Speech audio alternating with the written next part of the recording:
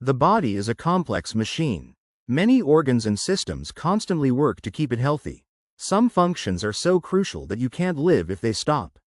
When they fail, special medical procedures, commonly called life support, can keep you alive until your body is ready to take over again.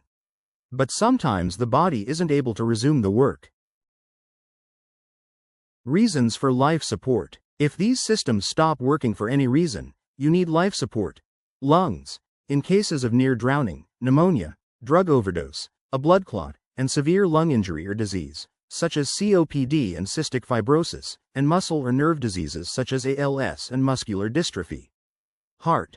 Sudden cardiac arrest or heart attack. Brain.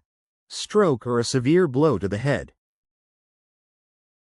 Types of life support. When most people talk about a person being on life support, they're usually talking about a ventilator, which is a machine that helps someone breathe.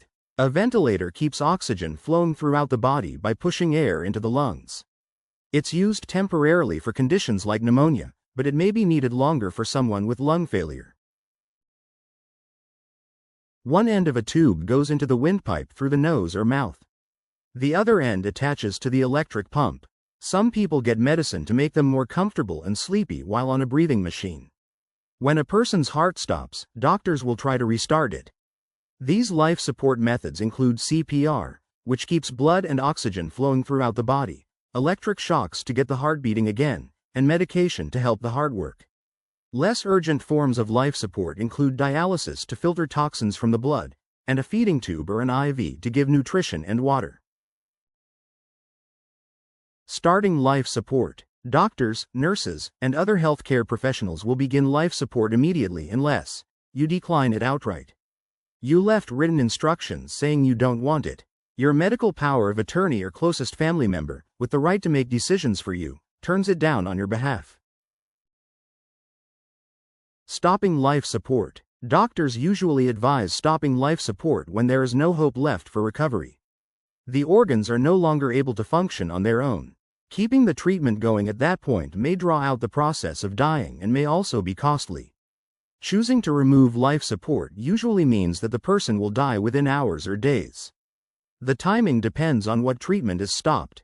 People tend to stop breathing and die soon after a ventilator shuts off, though some do start breathing again on their own. If they are not taking in any fluids, they will usually die within several days of a feeding tube removal, though they may survive for as long as a week or two. When someone is unconscious or not of sound mind, doctors and family members decide when life support measures should stop. It's a hard decision, especially if the sick person hasn't previously discussed their end-of-life wishes with their family. Doctors encourage family members to focus on what they think their loved one would want. It's important to remember that it's the underlying condition, not the removal of life support, that actually causes someone to die, and doctors will do all they can to keep your loved one comfortable.